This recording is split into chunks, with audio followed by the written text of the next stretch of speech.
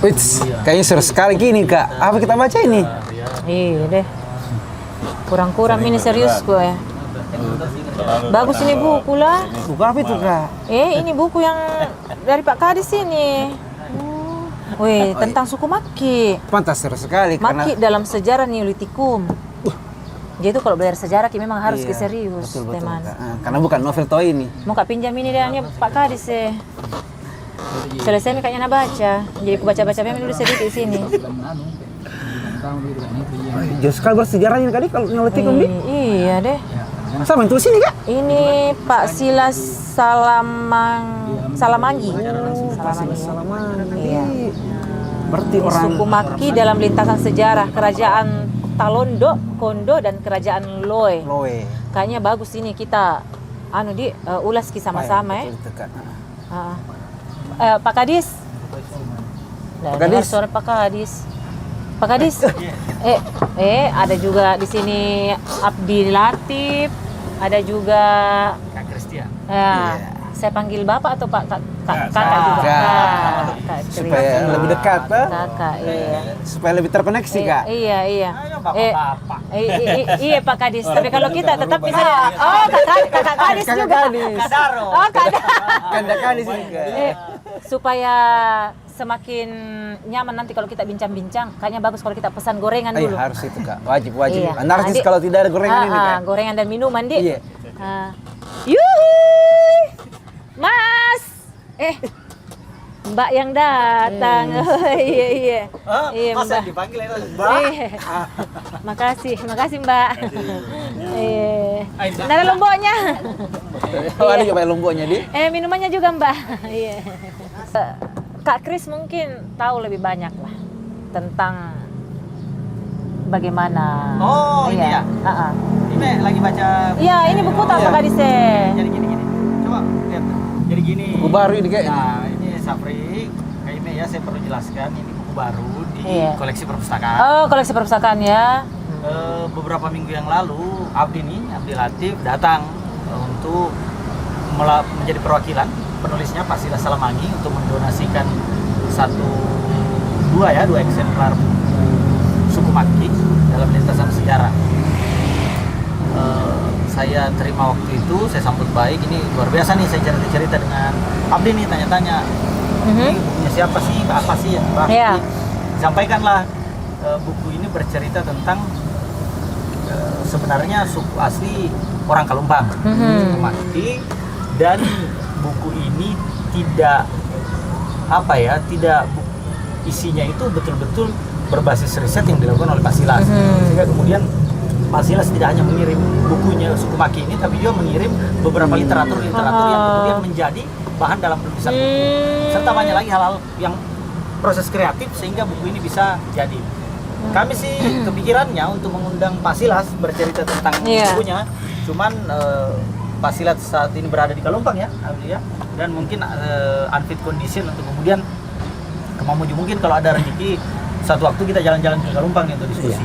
Makanya itu hari saya diskusi dengan Abdi, kapan nih kita bisa cerita tentang buku suku Maki ini? Abdi bilang bisa sih Kak, karena sedikit banyaknya Kak Kris sebagai kerabat dekat Pak Silas ini sedikit banyaknya bisa bercerita tentang isi buku suku Maki, dan Abdi bisa kemudian menceritakan tentang ide, gagasan, serta proses kreatif nih, bagaimana buku ini kemudian bisa dilahirkan. Sekedar informasi, buku ini terinspirasi sejak Pak Silas muda sampai kemudian inspirasinya dibukukan di usia 80 tahun. Saat ini Pak Silas berusia 86 tahun ya? 86 tahun. Jadi gitu.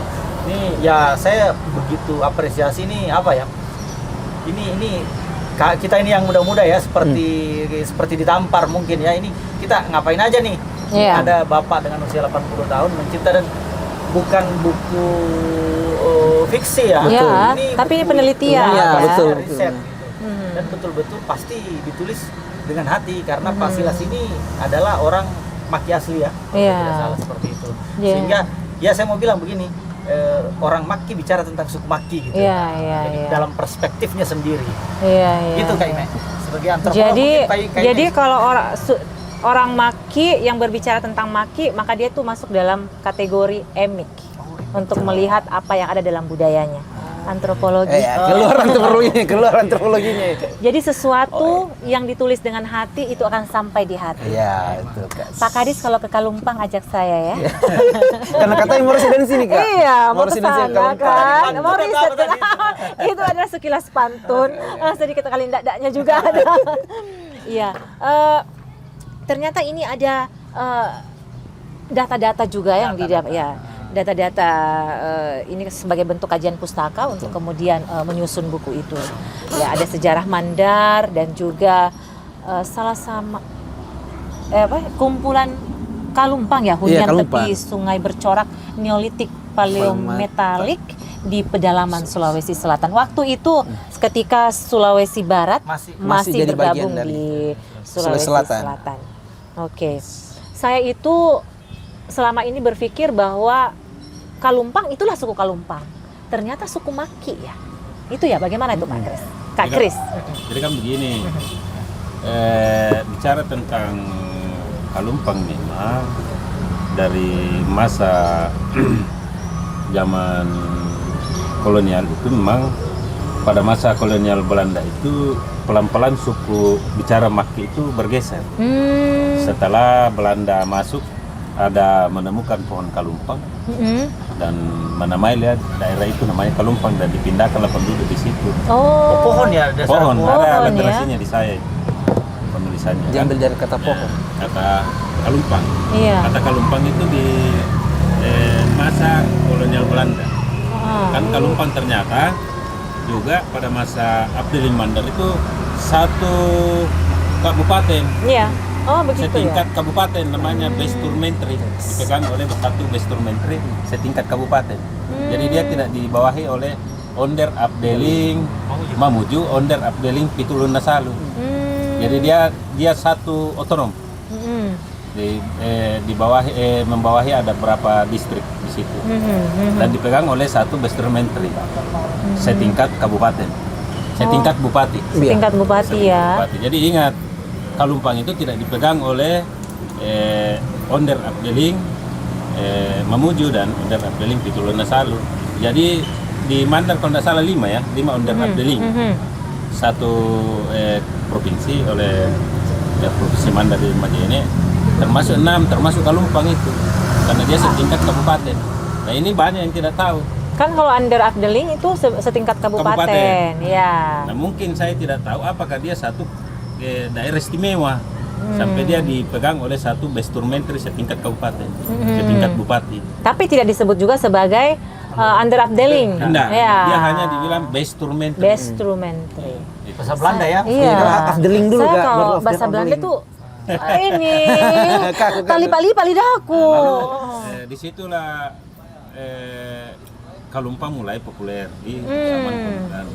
Nah kalau Maki itu kalau kita ke Toraja, Maki populer.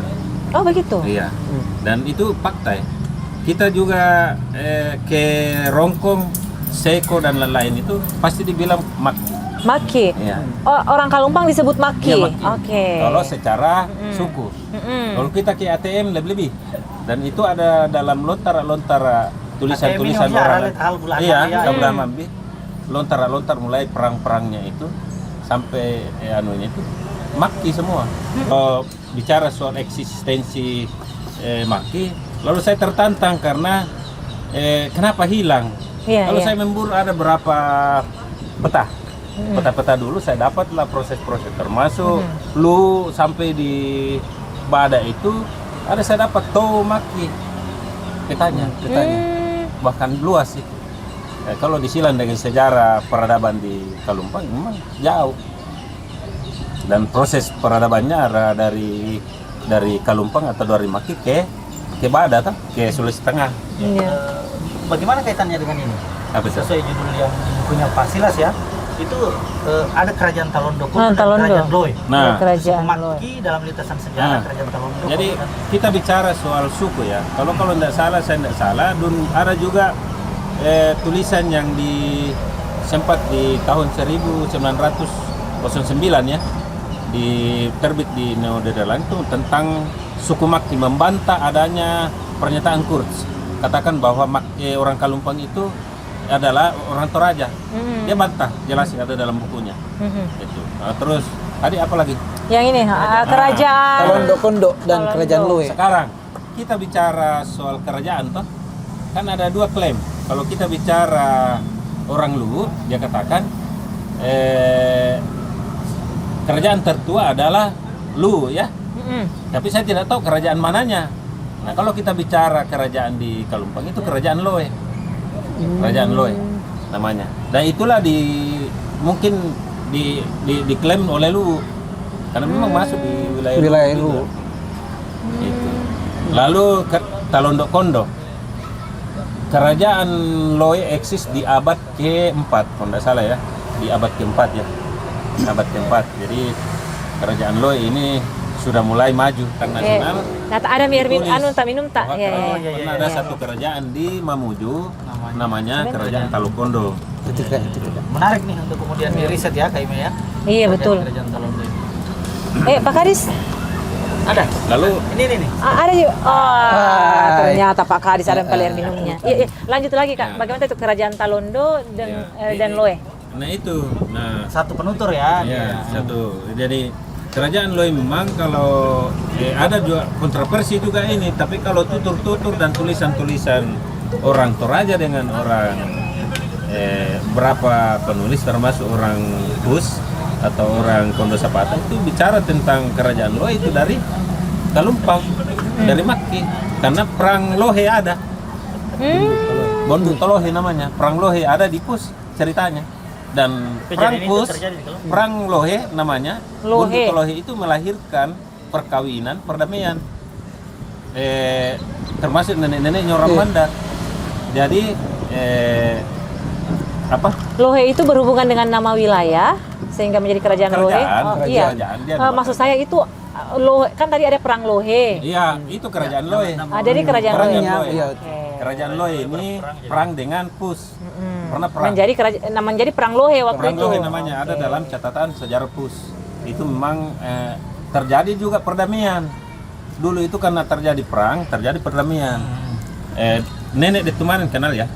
Detumanan ya. Neneknya orang Mandar kan juga.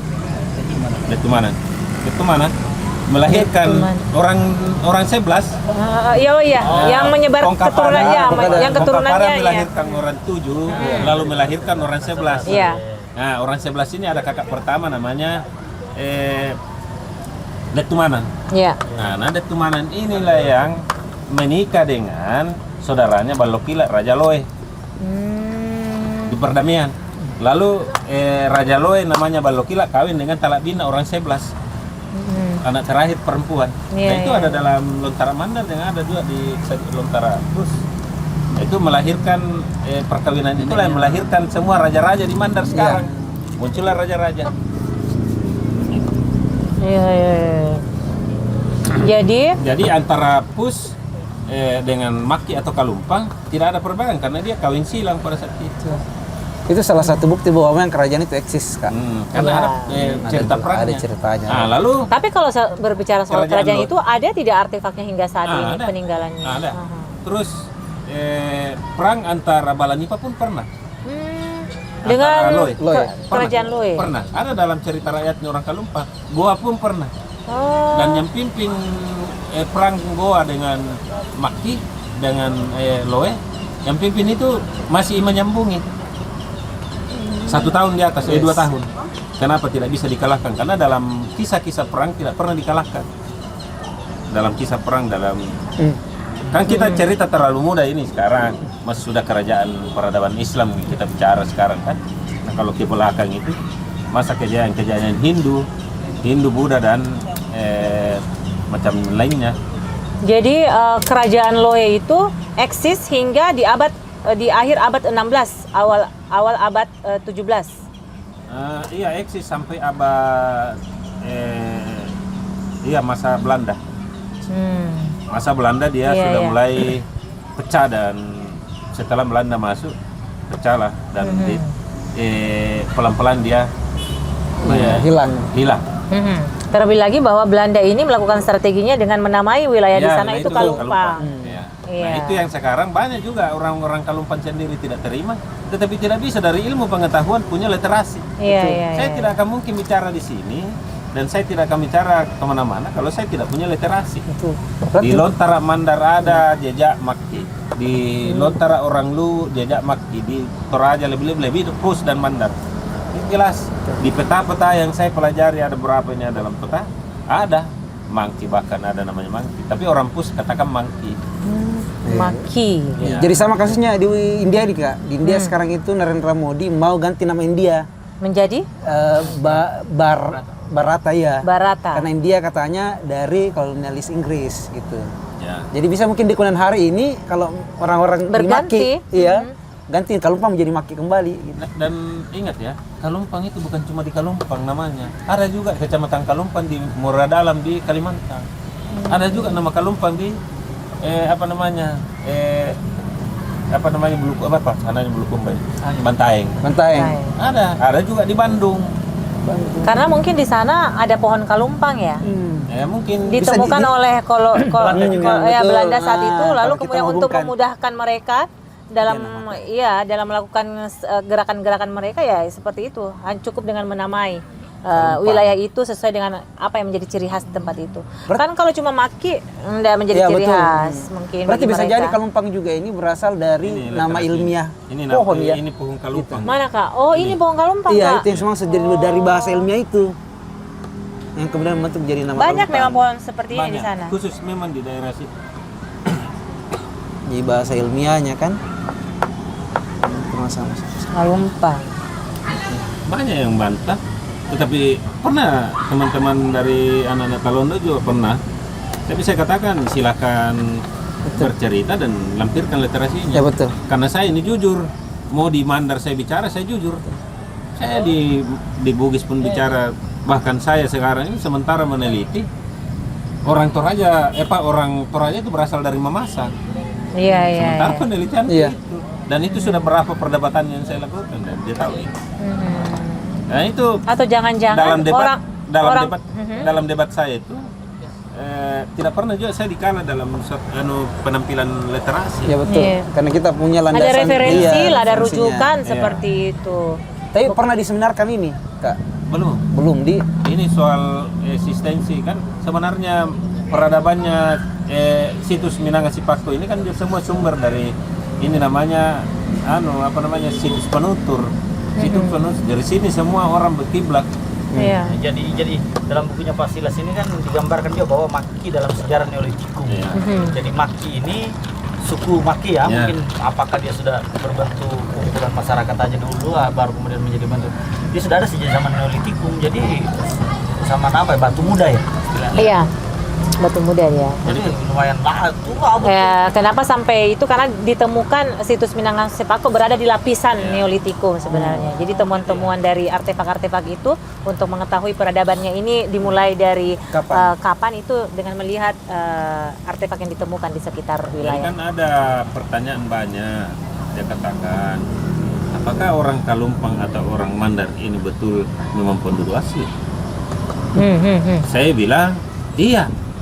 Nah, karena saya bilang, kira-kira masih apa yang bisa membuktikan? Saya itu kami gelang. Balusu toh? Yang warna putih itu? Ya, balusu ini ditemukan, dibuat di sana ternyata di Kalumpang.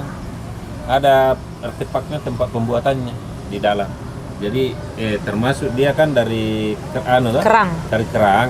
Dan itu adalah budaya Neolitik, budaya purba. Iya. Nah, termasuk ini baju bei. Satu-satunya yang masih bertahan bei, berarti dia masih budaya Neolitik. Ini bei ini lihat Miko Papua, dari apa lagi namanya, dari Afrika, Papua, apa semua masih pakai. Iya. Apa yang ada di alam? Kerang ya, Iya. ya, kerang itu, bei itu menandakan bahwa dia masih warisan dari itu. Iya. Warisan budayanya itu. Lalu kita masuk di kain. Iya, makanya dia menjadi tenun tertua untuk tapi bukan juga disebut bahwa di seluruh dunia. Iya. Mungkin dalam konteks Indonesia bisa jadi yang tertua ya. Yang tertua untuk di Austronesia. Austronesia. Austronesia. Ya, Itu. Jadi kalau kita perhatikan di baju bei Kalumpang atau suku Maki ya. Jadi sepertinya kita saya lebih tertarik sebagai kalau orang yang berpikir posmo pasti lebih tertarik. Oke, kita kembali memakai kata suku Maki lah. Itu di baju bei mereka itu memakai manik-maniknya itu dari kerang yang sudah dihaluskan. Ya. Gelangnya juga warna putih, itu juga yang sudah dihaluskan. Jadi beberapa suku misalnya kalau di Mamasa, kalung yang mereka gunakan untuk laki-laki itu dari hewan, tanduk apa semua itu. Jadi apa yang ada di alam itu digunakan untuk menjadi hiasan, ya seperti itu. Dan yang menarik lagi, yang selalu kita promosikan kalau untuk di pariwisataan itu bahwa kain tenun, kain ikat sekomandi ya. Yang kayak di belakangnya. Iya. Ini motif apa lagi Abdi? Lele sepu. Oke, jadi setiap motif, setiap warna itu ada makna dan kegunaan, fungsi dalam budaya. Nah, ternyata Abdi ini Kak sedang meneliti tentang itu, tentang sekomandi. Bahkan saya dengar Abdi ini bisa menginjakkan kaki ke luar negeri Gara-gara itu sekomandi. karena sekomandi. Wah, kita harus tahu ceritanya itu Kak. Saya sampai berminat juga kalau begitu saya juga mengawal juga promosinya sekomandi. Tahun 2014. Riset ya? Hampir satu dekade di. Bukan riset sih. Hampir satu Awalnya karena dekade. tertarik saja lihat motifnya kan. Tertarik motifnya terus 2014 menginjakkan kaki pertama. Iseng-iseng saja. Untuk Tapi bahan kan tulisan, Abdi untuk juga. bahan tulisan. Abdi, you're supply- suku Maki juga kan? Lewat? Suku Maki juga kan? Bukan, saya mau Mamuju. Oh, Mamuju. Tapi Abdi dekat dengan Pasilas ini pada saat Ya, saya di orang Mamuju. Pada penerbitan tapi buku ya? Tertarik dengan motif sekomandi. Akhirnya 2014 mulai tertarik. Pertama kali itu sekitar seminggu saya di atas. ketemu dengan Pasilas. Belum. Oh, belum. Belum. Saya bolak-balik Kalumpang itu khususnya di Karataun dan Pondobulo itu untuk betul-betul melihat proses sekomandi, proses pembuatan yang masih menggunakan bahan-bahan alam, proses ikat dan belet semua motif dan merekam apa-apa yang saya lihat itu sejak tahun 2014. Nah, karena dari situ akhirnya sekitar awal 2018 dari perjalanan itu juga akhirnya saya ketemu dengan Pak Silas secara nggak sengaja karena diantar sama anaknya Tante Grace. Saya kebetulan dia juga penenun, saya diantar ke Pondobulo karena tahun melihat, akhirnya diajak ketemu. Nah, saya kaget karena ini orang tua, dia menulis tangan. Iya. Tulis tangan saat itu, dia katanya lagi memperbaiki tulisannya. Oh, terus buku Ya, ini ditulis tulis tangan. tangan, memang tulis tangan. Pakai ini. Pakai, pembesar. udah pakai kacamata, dia pakai kacamata besar. besar itu. Jadi langsung saya kayak tertampar lihat orang setua. Di usia saat ini sekitar 80-an. Dia masih memperbaiki tulisannya. Jadi dia mengedit sendiri. Jadi dia tulis catatan-catatan, kemudian dipindahkan, dibantu sama anak dan keponakannya untuk dipindahkan dalam ketikan. Nah, hasil ketikan itu ternyata dia perbaiki lagi, dia edit lagi, ada yang salah, ada yang berubah, dari situ diperbaiki. Berulang. Akhirnya saya tertarik, itu luar biasa. Akhirnya pada saat 2018 karena saya sempat berlayar setahun, tinggal 2019 kembali. Nah, dan ternyata ini orang itu sudah dia cetak kayak cetak di fotokopi begitu, beberapa Dalam bentuk eksemplar. makalah gitu. Enggak, Dalam bentuk buku, tapi mungkin yang itu Hanya kertasnya dalam putih. kertas putih yang iya, kertas masih fotokopi. mandiri. Yang dijilid biasa. Iya. Justru beberapa eksemplar, akhirnya saya bilang, saya lihat isinya bagus. Akhirnya sejak saat itu saya bolak-balik lagi, ketemu orang tua cerita, menggali lagi tentang proses kreatifnya dia, dan ternyata buku ini idenya itu sudah sejak muda. Ternyata ini diceritakan dalam buku ini ada pertentangan dalam dirinya bahwa saya orang apa sebenarnya. Iya. Karena kalau di Makassar dua jadi tahu, kalau orang Toraja orang Mandar. Nah itu dia bilang orang Mandar bukan juga, orang Toraja bukan juga. Akhirnya dari situ. Nah di dalam buku diceritakan dia sempat jotos dengan sepupunya, kerabatnya karena persoalan itu, yang satu mau ke Toraja, yang satu mau ke Mandar. Dia tidak mau, dia punya ini sendiri. Kemudian pengalaman lain juga pada saat pendaftaran identitas kan harus ada suku tuh. Iya. Dia ditanya suku Mandar. Karena tidak ada ya harus kolom itu, dan akhirnya dia mungkin awal tahun 2000 dia mulai menulis, mencatat. Nah kelebihannya karena orang tua ini sejak muda mengabdi di gereja, beliau kan pendeta, jadi dia berpindah-pindah dari satu tempat ke tempat lain. Nah dari prosesnya pengabdiannya itu dia mencatat juga, mencatat setiap yang didengar, setiap yang setiap tokoh yang ditemui dia catat dalam catatan. Akhirnya baru dirampungkan mungkin 2018 2019 cetak. Nah, bilang kalau begini saya bantu saya karena nanti biar kita penyebarannya lebih luas, kita bantu ke percetakan penerbit supaya ada ISBN-nya dan bisa terdaftar di Perpusnas kan. Iya. Nah, kemudian kebetulan beberapa foto-foto saya juga dari tahun 2014 sampai tahun itu bisa membantu untuk melengkapi isi buku. Jadi foto-foto yang mungkin dibutuhkan dan saya punya saya kasih. Termasuk beberapa hasil foto-foto saya pada saat ini meriset dan menulis tentang Sekomandi itu. Hal yang mungkin akhirnya terbit 2020, kemudian ini terbitan kedua ini catatan ini. Nah, yang Revisi ya. ini ya revisi. Yang menarik dari kakek ini karena dia sangat bertahan dengan ide-idenya. Dalam artian bahkan cetakan pertama buku itu kita sempat berdebat juga. Maksudnya dia maunya ini. Sama yang diceritakan Chris tadi ya. Di cetakan pertama dia maunya ini. Kita maunya begini kayak untuk dalam desain pun dia melibatkan diri untuk terlibat Iya, dalam terlibat. proses desain. Berarti bisa jadi desain ini dari harus akhirnya cetakan kedua saya harus mengkonfirmasi bahwa ini kita pakai. Kalau enggak saya tidak ini. Saya belajar bahwa di usianya yang sudah sangat tua, mata sudah tidak bagus, penglihatan, pendengaran juga, tapi semangatnya untuk menulis isi pikirannya itu ada, itu yang saya pelajari. Dan akhirnya buku terbitan kedua ini terbit. Ya, dan Dengan punya tentu pendirian dengan- ya. Anak muda dia. Dia Punya Bahkan- pendirian, dia punya keinginan Iya, kuat. keinginan Iya. kuat. Aha. Jadi Jangan kalau mau mengikuti jejaknya, tapi jangan juga nanti di usia 80 baru. dan akhirnya dari situ karena melihat proses kreatifnya kakak, saya kayak kayak tertampar ini Iya. yang muda. Ya akhirnya itu dari belajar sini ya. Oke, mulai. Tapi jujur ya, ini Belanda ini keterlaluan ya. Memang. Kita yang majemuk akhirnya harus dihomogenkan Betul. dengan satu suku saja. Kalau waktu kita masih dalam wilayah Sulawesi Selatan, itu cuma satu suku dulu di KTP untuk seluruh warga, cuman Bugis. Iya, makanya The Bugis Pelras itu, saya khawatir kan di dalam itu banyak yang ngebahas soal Manusia Mandar Bugis juga, ya. suku Iya, Mandar iya, yang terus. lain-lain. Itu, jadi masih banyak hal yang harus mereka kan. Iya, memudahkan untuk mengadu domba juga, memudahkan untuk melakukan serangan-serangan dan lain-lain seperti itu. Nah, Jadi begini ya, untuk di Mandar saja ya, sebelum lanjut, mumpung saya masih ingat, di Mandar saja, Mandar kan dianggap sebagai suku yang major.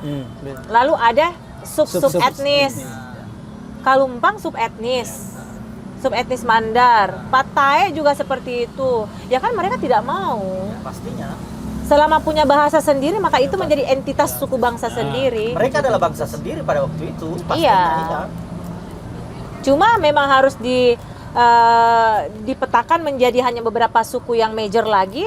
Setelah Bugis hanya tunggal Bugis, lalu kemudian beberapa suku major ada Mandar, itu karena masih dalam masa penjajahan. Padahal kalau kita membaca ini ya, bahwa tidak pernah ada aneksasi ke sana.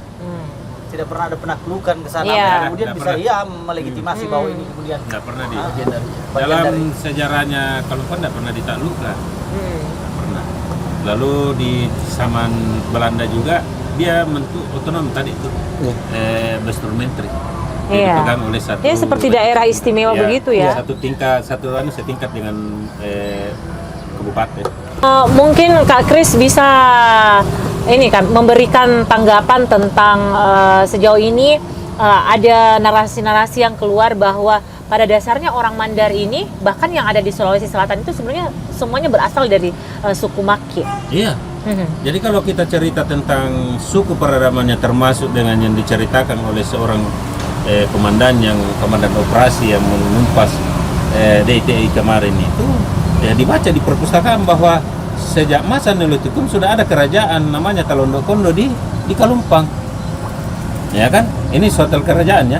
Lalu di masa itu belum ada Mandar lah, belum ada Bugis pada masa itu. Nah, lalu Sebelum lanjut, tapi komandan itu tidak menyebutkan buku apa yang telah dia baca dia hanya dalam perpustakaan, di buku perpustakaan nasional Oh, namanya, perpustakaan. dia baca. Berarti bisa Bisa digunakan hari ya, kita dicek cari ya, nanti ya. diverifikasi betul. Itu.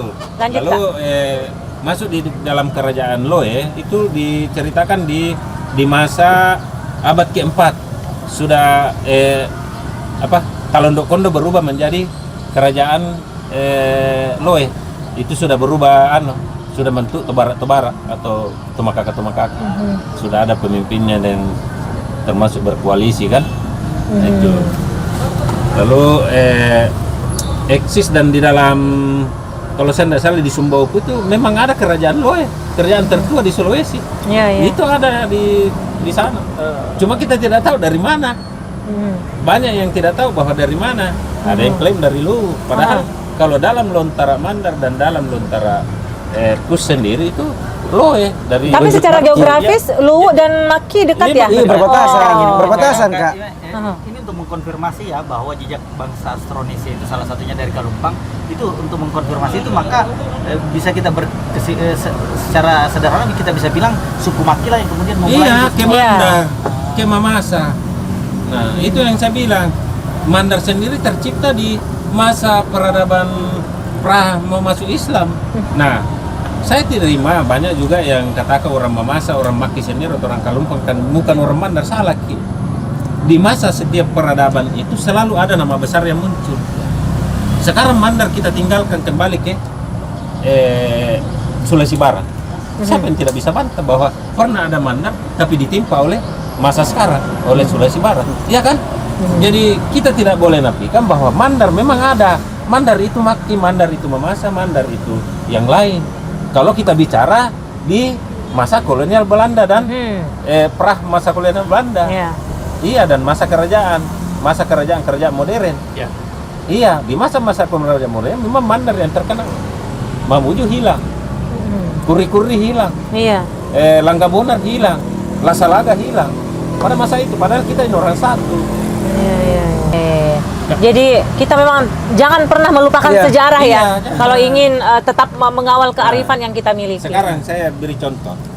Rumah adat orang Mamuju sama dengan rumah adat orang Kalumpang, namanya Bono Singkolon, Sapo Singkolon, sama. Sapo Singkolon.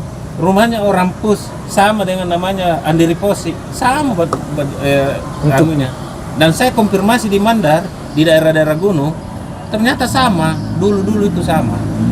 Dan kuat dugaan bahwa yang dipakai orang Mandar ini adalah yang dibawa menyumbungi dari goa. Budaya itu absolut masuk di dalam kerajaan Balanipa dan membumi di dalam, menjadi bahasa ibu dan itu. Tetapi kalau kita cari tahunya, ya itu rumah adat itu. Ada dua rumah adat memang yang mirip orang Toraja, itulah orang Mamasa dan Toraja, dan mereka dan lain. Tambahan terkait proses kreatif ya, ini saya tambahkan sedikit. Jadi kakek Silas ini pada saat menuliskan buku ini tuh sangat teliti dan sangat banyak referensi. Karena dari ceritanya yang saya gali, ternyata setiap beliau ke Makassar, itu anak menantunya atau anaknya disuruh ke perpustakaan di Makassar untuk cari referensi ini. Jadi mungkin bisa 1 bulan di atas itu dia cuma cari referensi, dicatat, kembalikan. Begitu seterusnya. Jadi setiap dia ke Makassar, dia pasti ke perpustakaan. Jadi tradisi menelitinya pasti lah sih kuat sekali. Dia pasti ke perpustakaan untuk menjadikan ini sebagai sebuah referensi. Ini menarik sekali. Selain dia guru literatur begitu, tadi juga ada tutur ya yang dia catat. Ada tutur dia catat, terus ada referensi lain dari catatan yang sudah ada. Termasuk dari penulis Mandar, penulis Makassar, itu ada. Murni meneliti berarti. Belanda itu sudah ada. Jadi jangan heran kalau di daftar pustakaannya sangat banyak. Sangat banyak beliau daftar pustaka. Saya tanya, ini kakek baca semua? Iya, saya baca. Jadi saya baca sampai habis. Wah. Jadi dia setiap ini bisa dikonfirmasi ke menantunya yang sering mendampingi beliau. Jadi setiap ke Makassar ke perpustakaan, pinjam 2 minggu, 1 minggu, baca selesai. Keren ini Pak Silas, keren. Anak muda ke perpustakaan, anak muda. Ya, ayo ke perpustakaan lah baca. Jangan lihat tempatnya di. Jadi dalam catatan suku Maki dalam sejarah ini itu runut ya, mulai dari zaman Lutiku, kemudian Talondo-Kondo, kerajaan Loe, kemudian jadi Ketomakakaan, Ketuaran itu dia runut. Sistematis berdasarkan timeline-nya. Betul. Dia berdasarkan timeline-nya. Saya bilang ini Kak dapat dari mana sumbernya? Saya baca katanya. Saya lihat, saya cek lagi, saya cross check, ternyata memang bacanya tidak baca. Dan kita tidak ubah itu susunannya memang dari dia. Iya, saya tidak ubah susunannya. Pada saat pengeditan buku kita hanya mengikuti apa yang ejaannya saja. Ya, yang tadi dibilang ejaannya dia pakai ejaan lama. Ejaan lama kita ejaannya saja dan beberapa kalimat yang mungkin tidak sesuai dengan sekarang itu kita rubah. Tapi secara struktur sama. Lalu kan begini, setelah buku-buku itu rampung, lalu saya kaget dapat literasi lagi tulisan yang sebelumnya.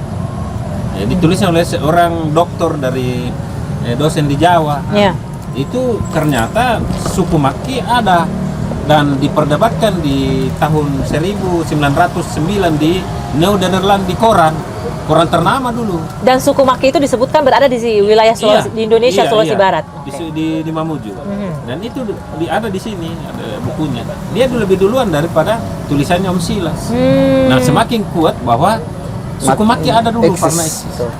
Oke. Dan sampai sekarang eksis Iya. tadi. Penamaan suku Maki sendiri kan beberapa komunitas kayak di Tabulan, beberapa desa Tabulan Iya. itu masih menggunakan. bahwa mereka Orang Maki. terus beberapa di Karataun itu masih mengaku mereka orang Maki di beberapa desa di Kalumpang dan Ponehau itu identitas Maki itu mereka masih pakai. Kalau ditanya siapa orang Maki di sini kan Kalau kita sepakat bahwa jejak Austronesia dari sana, maka kita harus sepakat hari ini kita Mamuju di sini ya kita ini Maki. Nah, iya, Iya, suku kalau Maki. kita bicara dulu. Iya. Kita bicara dulu ya. Kalau bicara sekarang Sulawesi Barat, nah itu faktanya. Banyak juga teman-teman orang Maki, orang lain-lain, orang Mamasa membantah itu seperti suku Mandar. Kita tidak bantah. Dan samanya itu ada. Betul. Bicara Mandar memang ada samanya. Betul. Iya, Betul. iya. Setiap peradaban Pokoknya ada peradaban orang ya. ada perubahan. Makanya Maki yang paling awal mengawali kita ini karena pernah ada teman namanya mantan DPR di Mamasa meneliti budaya ke Thailand. Ternyata di sana ditanya ada suku Maki namanya di daerah Sulawesi. Itu yang tua di Thailand. Iya, Jadi iya. memang proses peradabannya keluar itu dulu memang ada. Dan dicurigai memang di satu kerajaan namanya Kerajaan Holing yang di kronik Cina itu dicurigai memang di sini di Kalumpang. Di Kalumpang ya. Iya, kerajaan masa purba. Makanya Karataun itu tempat daerah bangsawan. Karataun. Di anunya itu kronik Cina. Iya. Yang saya Itu pernah migrasi yang pertama ya ke daerah ke wilayah suku Maki Iya. itu ya. Oke. Makanya kalau kita perhatikan suku Maki itu agak mongoloid ya rasnya. Kayaknya harus ke sana ini ras kayaknya Kak. mongoloid. Betul, harus ke sana Maki ini. mana? Maki ke Maki Ke sekarang. Maki, iya. Ayo ke sana nih guys. Maki. Ayo oh. Kayaknya tuh Asan Ki. Nanti kita lanjut lagi mungkin Di. Baru setelah itu besok kita ke Maki ya. Ya. Boleh, Serius Kak? Pak Kadis? Oh, Hah? Yang penting ditanggung Pak Kadis. rencana minggu depan sama Pak Kadis pariwisata mau ke sana. Oh, mau ke sana. Mau sana. Cocok. Siapa Bisa tahu nebeng. kan ya. Bisa nebeng. Iya. Oke. Oke. Gadis saja. Oke. Oke. Oke. Mbak. Berapa semuanya? Gratis, Mbak. Alhamdulillah. Mau nggak pergi?